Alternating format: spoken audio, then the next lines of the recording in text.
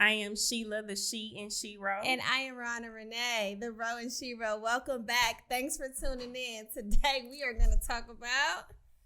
How do you know he's the one? Oh, juicy, spicy. I want to know.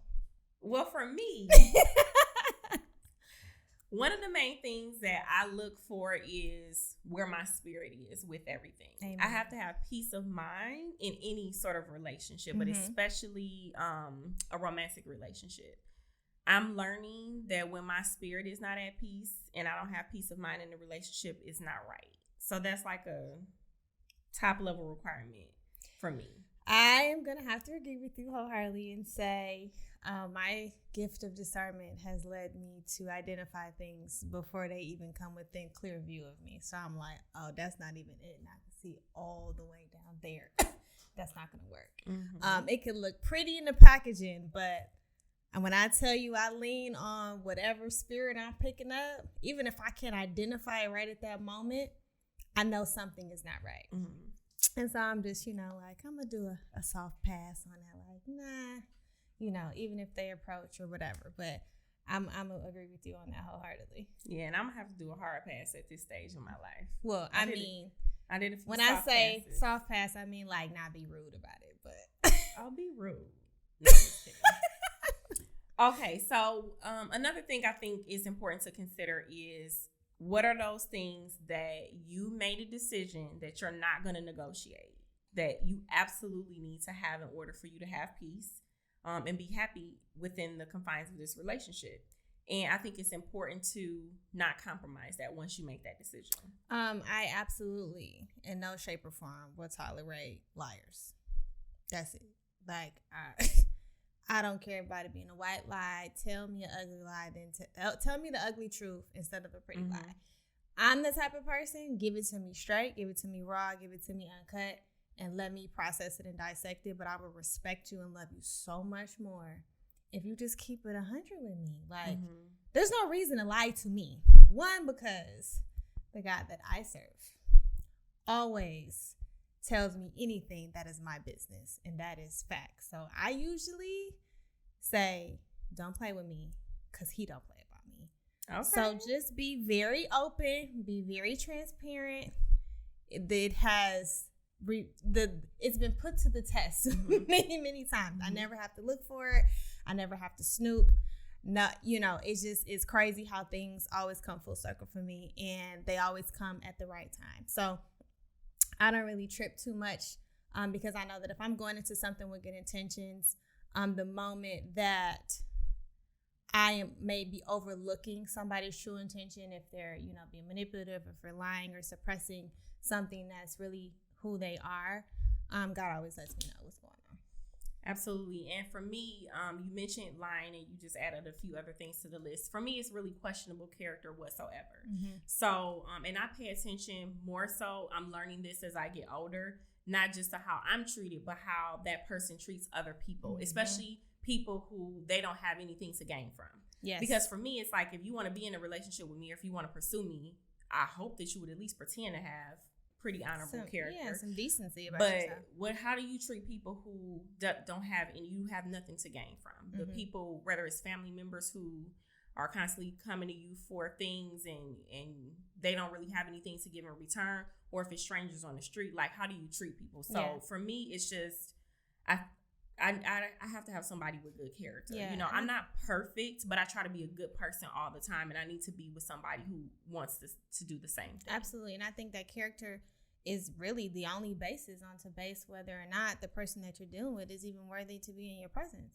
I mean, and obviously that varies from person to person and maybe what their perception of character is, but to me, character is who you are to your core. It doesn't matter the situation. The situation or the circumstances aren't going to change how you behave in a situation if that's just who you are. Although there are heightened situations that may call for other behaviors, but ultimately your everyday life, how you treat people, how you treat me, the things that you value, your morals, how you were brought up, the things that are very concrete and important to you that you choose and will not deny to live by are going to be your character traits for sure. For sure. So I feel like we talked a lot about just if this person is a good person for you, but how do you know that they are the one for you? Like, and when I say that, how do you know you should be moving forward to the next level of commitment with this person? What? So interestingly enough, I was watching another podcast led by some gentlemen, and they had a topic of a good woman versus the right woman. And I think we can apply a good man versus the right man, because I think that you are what you attract, or you attract what you are, however you want to word it. And I think that ultimately you bring people into your vicinity that have like characteristics.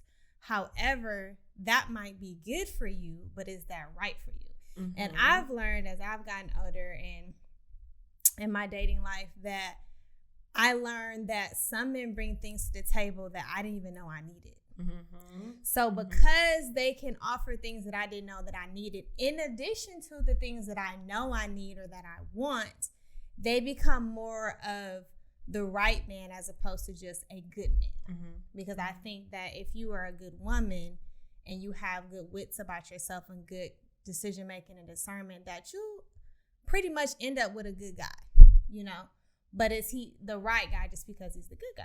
You know, I have some exes that were wonderful to me, but through the course of time, they weren't necessarily the right fit in a longer term relationship than what it lasted.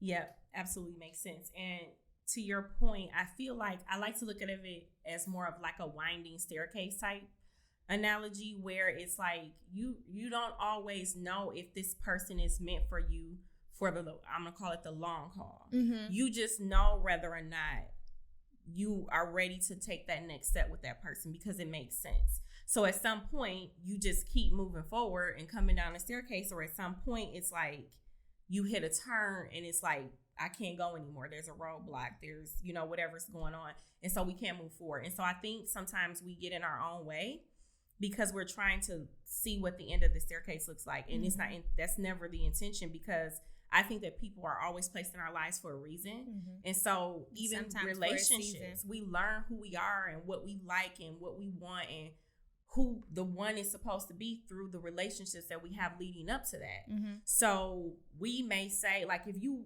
have the ability to look in a crystal ball and know that this person isn't the one, and you choose to do away with that whole relationship just because they're not the one, you lose all the experience that you were set to gain from that relationship. Mm-hmm. So which is valuable. It's always valuable. It's always valuable. That's how you learn, you know, yourself, what you want and what works for you. So to me, it's like, instead of trying to make the decision, is this person the one early on, just make the decision, does it make sense to move forward? And one of the things that I've noticed that some people, especially people that come to me for advice, they seem to do, and probably a mistake that I've made in my life several times, is moving forward when you have clear reason not to. Mm-hmm. It's, in my opinion, it's not always cut ties, but sometimes it's definitely clear signs that you don't have the right away. It's not time to go to, there's no green light.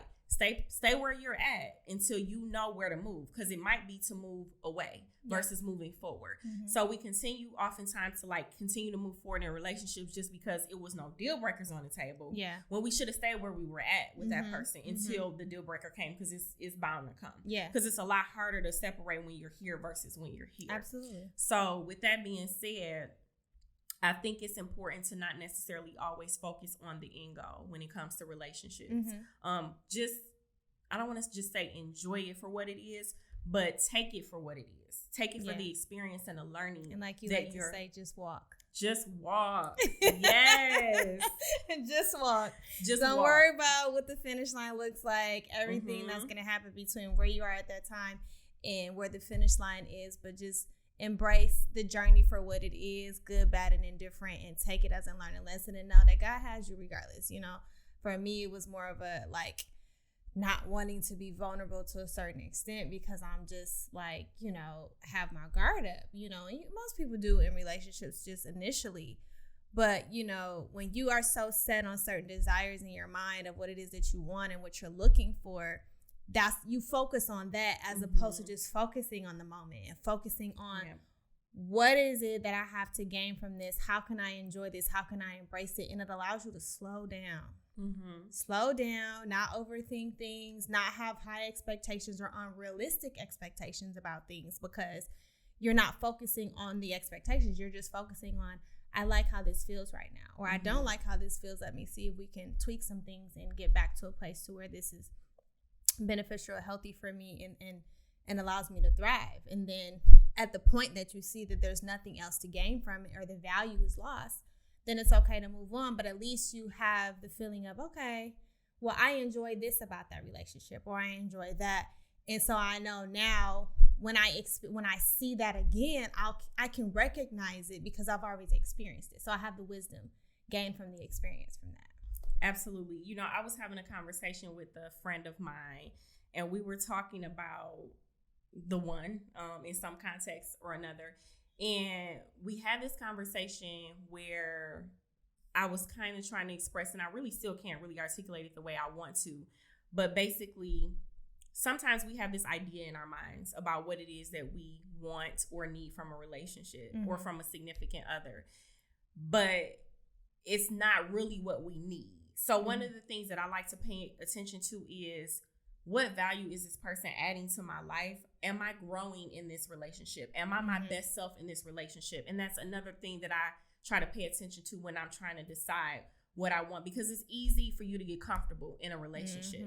And then once you get comfortable, you kind of stop paying attention to certain things. But it's like, I want to continuously be growing and elevating as an individual. I want this relationship to continue to grow and flourish. And so it's like, are we still building one another up? Are we still adding value to one another's lives? Like, is this actually adding value to me? And if it's not, it may feel good because it's comfortable, but sometimes it's almost like how we talked about those friendships where they tell you like it is. It don't feel good to hear, you know, your friend tell you you're wrong, but you need that to grow. And so for me, if I'm going to be sharing my life with somebody, I need somebody that's going to help me grow, even in certain ways where it may be uncomfortable for me. Absolutely.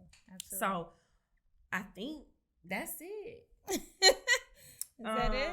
I mean, you know, I feel like it should be a Did harder... we answer the question of like, how do we know he's the one? I think but we said character. Definitely. Based on how they treat you.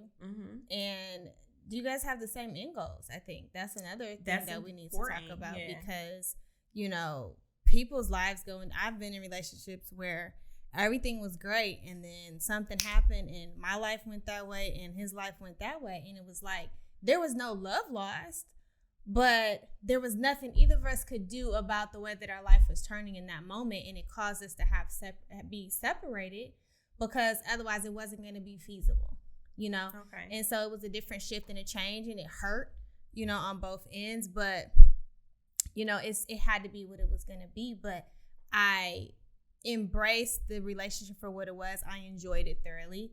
And it was good to me, you know? So again, there was no love lost, but, you know, everything has a season and a time. And so when that time is up, you just have to bow out gracefully, but have no regrets about it coming to an end. Like, don't try to hold on to it, because when stuff like that happens, it's, you know, the time is up. So you have to make room for whatever else is going to come into your life that's going to be better, and it's going to elevate you, and it's going to be, you know, if you just go with it and just walk, you'll understand why the other thing before it didn't work out. Exactly. Yeah. So I have a final thought. Okay. So I feel like we've talked about this, but I feel like there's one relationship that you get in your lifetime that's supposed to grow through all seasons with you. And that is the one. That is your spouse, the person who you are intended to spend the rest of your life with. But when you come to those crossroads where it's like, I'm going left, you're going right, it should feel organic that you just figure it out together, because it just doesn't make sense not to. And when it doesn't, when it's like, no, I'm going over here and you're going over there, that's almost like that sign that we can't take any more steps together. And this is not meant for us to be. A separate road. You come to a fork in the road. Absolutely. Yeah. So my game piece for today is going to be to take it one step at a time, literally down that staircase. I mean, only you'll know in your heart and your spirit if this person isn't right for you, and you'll know if you're supposed to continue to take that next step with them. There won't be any reservations. There won't be any red flags. There won't be anything you question. Not for real. When you really think about it, you won't have those. You won't. You might get cold feet on the way down the aisle. Yeah. Because that's just natural, just nerves. Like, oh, I'm making a big decision. Like, am I doing the right thing? You know, you start to get inside your head. But I think genuinely leading up to that point, you know. When you know. It's just like when somebody tell you something and you know they telling the truth or what they're saying is real, even if it's facts about, you know, just something random that happened in the news or whatever, you can always tell. My game piece would be embrace the journey for what it is. I like just that. Embrace it for what it is and learn from it. Absolutely. Yeah. Well, with that, I am Sheila, the She and SheRo. And I am Ron and Renee, the Ro and SheRo. And thank you guys so much for tuning in. We'll see you next time. Bye.